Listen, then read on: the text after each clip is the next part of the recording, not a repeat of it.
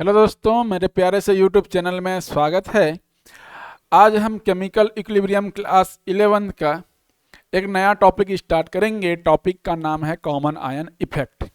इसके पहले वाले वीडियो में हमने ली चैटलियर्स प्रिंसिपल कवर कर चुका है। यदि आपने उस वीडियो को नहीं देखा है तो ली चैटलियर्स प्रिंसिपल को देखिए, उसके बाद ही कॉमन आयन इफेक्ट में आइएगा दोस्तों, क्योंकि कॉमन आयन इफेक्ट ली चैटलियर्स प्रिंसिपल से ही रिलेटेड है दोस्तों।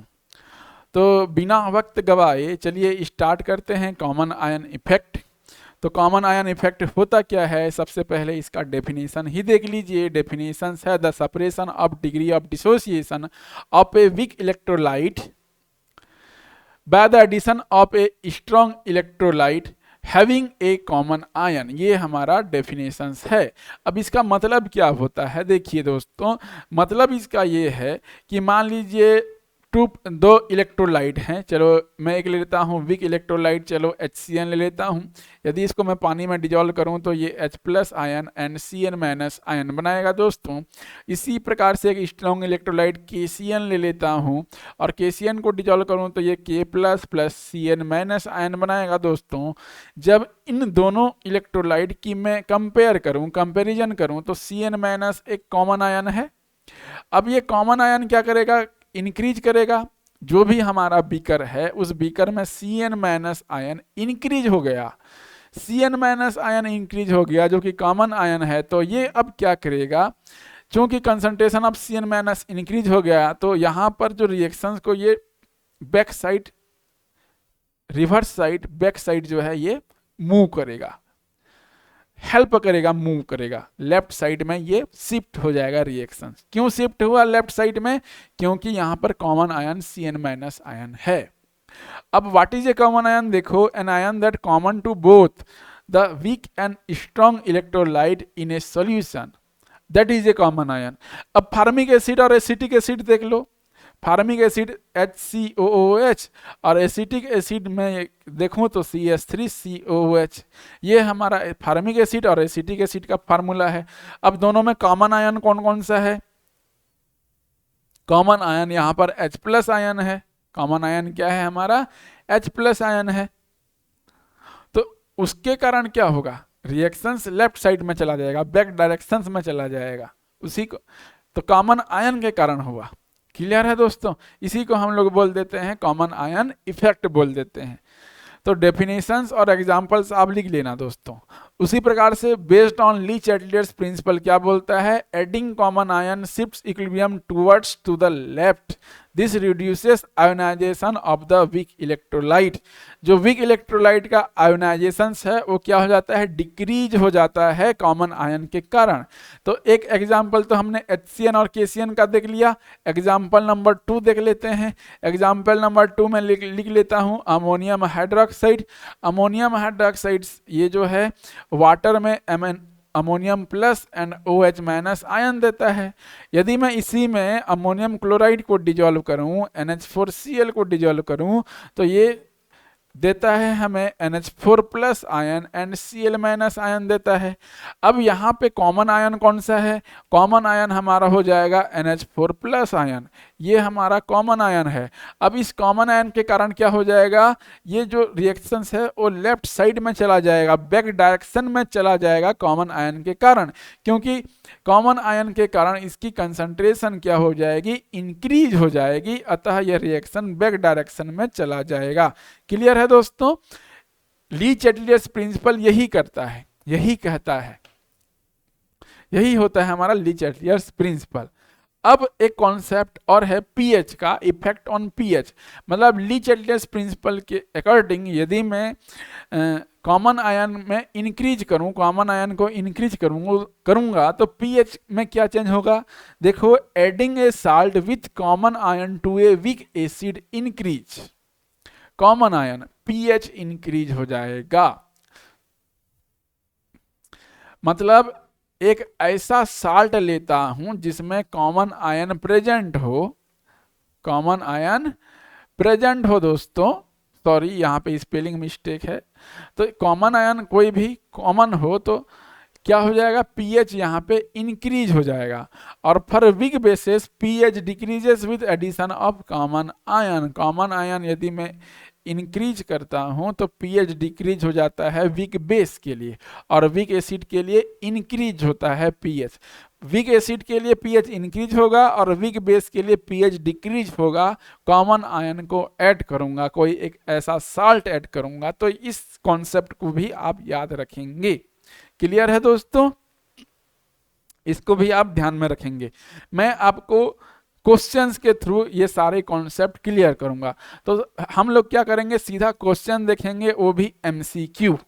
तो चलिए वन बाय वन जो है एमसीक्यू के थ्रू हमारे कॉन्सेप्ट को और स्ट्रॉन्ग करते हैं। तो सबसे पहला ही क्वेश्चन है, the degree of ionisation of acetic acid decreases in the presence of, बोला है।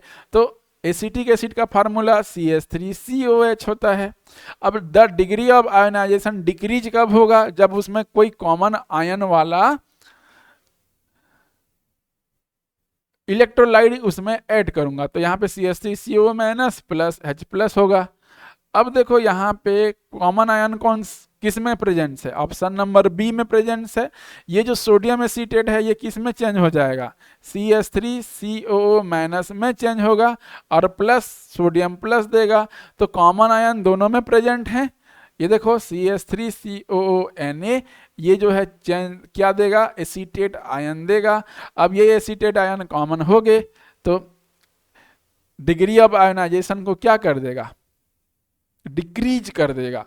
ये बैक डायरेक्शन में चला जाएगा ना, कॉमन आयन के कारण ये बैक डायरेक्शन में चला जाएगा, अतः ये बैक डायरेक्शन में जाएगा तो डिग्री ऑफ आयनाइजेशन कम हो जाएगा। आई होप पहला क्वेश्चन समझ में आया। Second question, the pH of an acetic acid solution increases when, बोला है। पीएच को हमें क्या करना है, इंक्रीज करना है। अब पीएच इंक्रीज करूंगा तो क्या करूंगा, एक ऐसा साल्ट लूंगा जिसमें आयंस क्या होंगे, कॉमन होंगे। मुझे कुछ ऐसा साल्ट लेना पड़ेगा।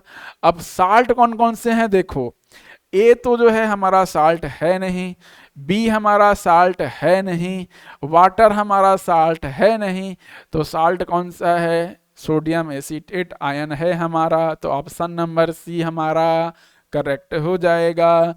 आई होप क्वेश्चन नंबर 2 आपको समझ में आया होगा। अब आगे देखते हैं question number 3, which salt when added ammonium hydroxide will suppress its ionisation. Ionisation को कौन डिक्रीज करेगा, कौन सा साल्ट इसमें मैं ऐड करूंगा, तो ये जो है इसका जो सप्रेशन है वो क्या हो जाएगा, सप्रेशन ऑफ आयोनाइजेशन होगा।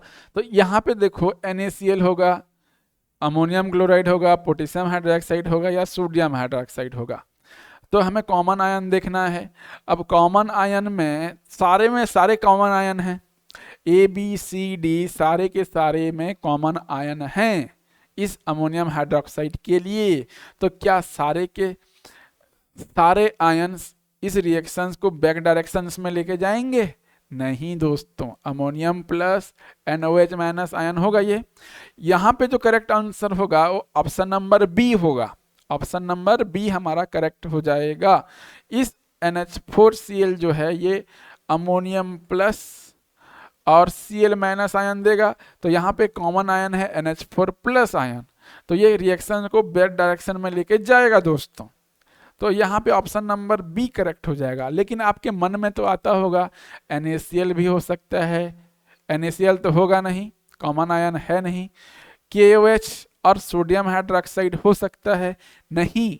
KOH और सोडियम हाइड्रोक्साइड यहाँ पे नहीं होगा दोस्तों, यहाँ पे नहीं हो सकता, क्योंकि ये स्ट्रॉन्ग इलेक्ट्रोलाइट की तरह बिहेव करते हैं, स्ट्रॉन्ग इलेक्ट्रोलाइट की तरह बिहेव करते हैं।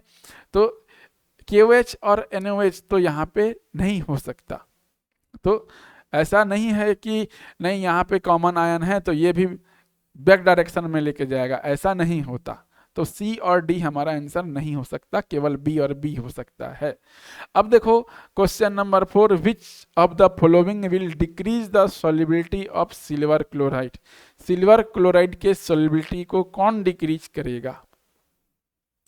तो सिल्वर नाइट्रेट भी है, नहीं सिल्वर नाइट्रेट यहाँ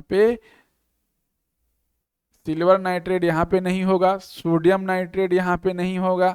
अब HCl और NaCl, HCl में HCl तो होगा नहीं, क्योंकि सिल्वर क्लोराइड जो है यहाँ पे प्रेसिपिटेशन रिएक्शन शो करता है, ऑलरेडी वो प्रेसिपिटेशन में रहता है, तो HCl तो होगा नहीं, HCl प्रेसिपिटेट आउट नहीं करेगा, तो इसका जो करेक्ट आंसर होगा वो NaCl होगा दोस्तों, NaCl इसका करेक्ट आंसर हो जाएगा।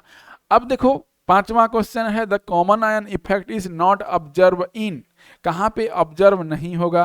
Weak acid plus its salt, ये हमारा आंसर नहीं होगा। वीक एसिड बोलने से क्या हो जाएगा? एसिटिक एसिड ले लो, acetic acid plus its salt CH3COONA, यहाँ पे देखने के लिए हमें मिलता है दोस्तों। वीक बेस बोला है, वीक बेस बोले तो अमोनियम हाइड्रोक्साइड ले लो, और इसका साल्ट बोला है तो NH4Cl लो, यहाँ पे भी ऑब्जर्व होता है common ion effect. 2 strong electrolyte बोला है, 2 स्ट्रॉन्ग इलेक्ट्रोलाइट में आप ले लो NaCl, और यहाँ पे BaCl2 ले लेता हूँ, तो यहाँ पे भी हमको देखने के लिए मिलता है, यहाँ पे भी हमें देखने के लिए मिलता है, या मैं HCl ले सकता हूँ, यहाँ पर HCl ले सकता हूँ, तो यहाँ पे भी हमें देखने के लिए मिलता है।